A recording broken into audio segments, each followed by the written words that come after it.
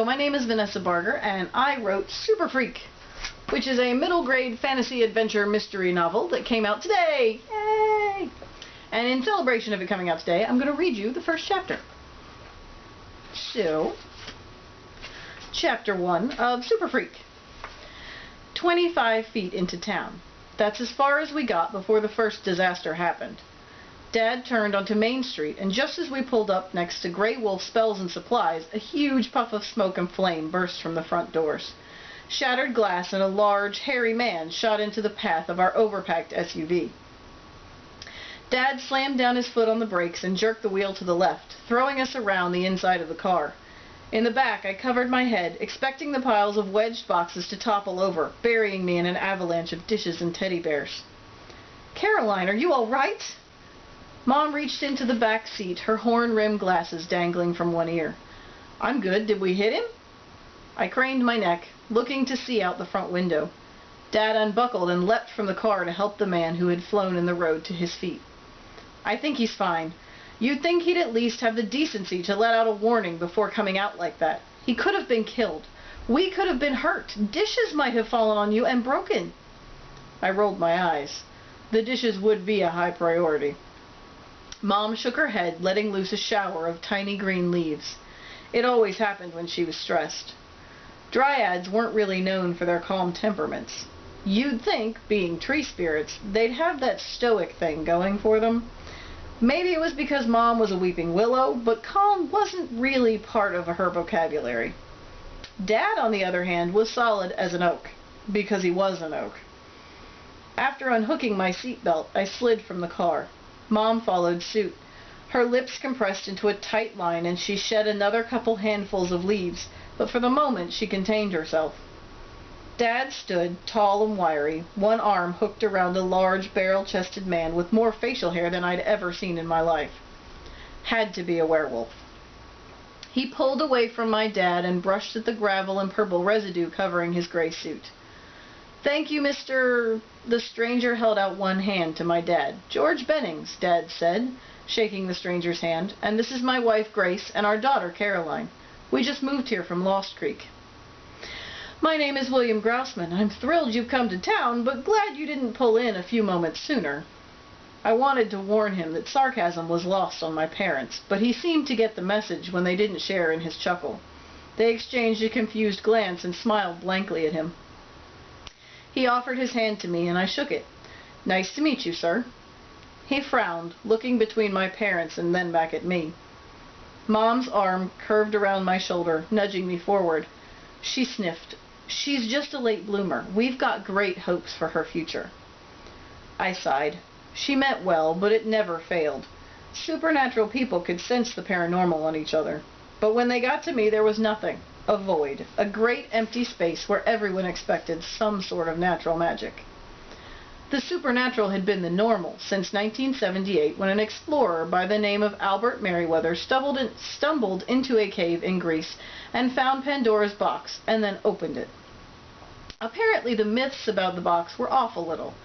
Instead of holding all the evils of the world, it really held all the magic that had been pulled out of it. Releasing magic out into the world, well, now every person was a little bit paranormal. It didn't mean everyone could cast a spell or levitate, but everyone had something. Kids were tested in elementary school. The ones with lots of magic were usually the popular crowd. The rest of the population lived with it, picking up what they could where they could. You could ask to be retested any time. Sometimes people really did make progress. Except me. I hadn't just tested low, I'd flunked. So badly they brought in national analysts to make sure there wasn't someone tampering with the tests. It was a relief, really. I mean, my parents were powerful. Who wants to try and beat that? My lack of powers drove my parents batty. Most people figured I was adopted. 2 dryads, tree spirits who could change, shape, manipulate the natural world, and talk to trees, produced a normal child? Impossible. My parents were convinced I would show signs as I matured. I didn't have the heart to tell them differently, but I really didn't think it would ever happen. And that was fine by me. Magic was great when it worked.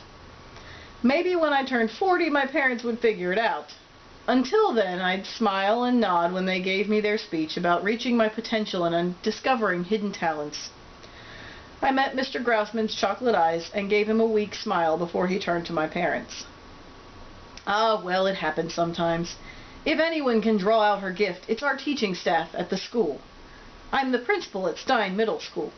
His eyes moved from them to me. I wished I were small and hidden under a rock. You look like you're in about middle school age. What grade will you be in? I swallowed. This was not how I planned to meet the school principal. I'm supposed to start 8th this year. I thought so. You'll love the school. Excellent courses and teachers, and the students are some of the best. Just like every other school I'd been to. They always said that. It must be in a rule book that principals get when they start their jobs. Luckily, that was the end of his conversation with me. He told my parents where the school was and what the summer office hours were, and then waved at us and headed back into the shop. Mom raised a tentative finger and cleared her throat. Are you certain it's safe to go back in?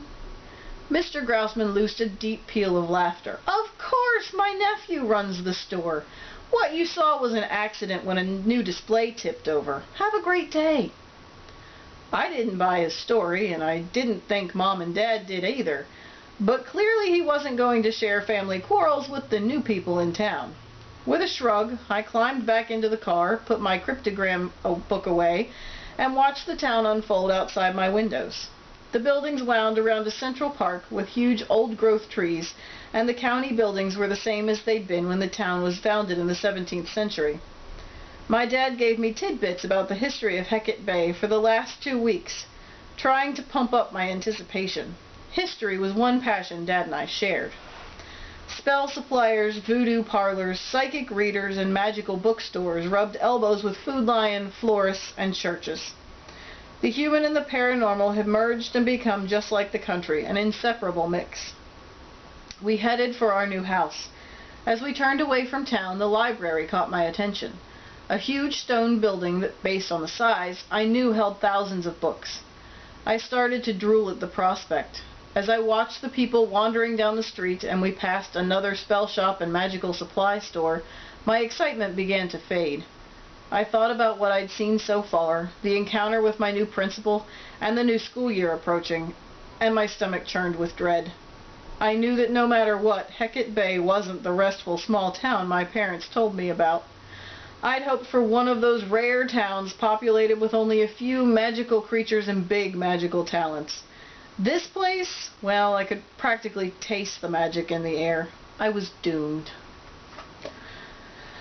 I hope you enjoy Super Freak and that you get the chance to read it, and if not, I hope you at least enjoyed the first chapter. But I am so excited to have Caroline out there in the world with everyone, and I think it's a really fun story, so I hope you give it a try. Thanks!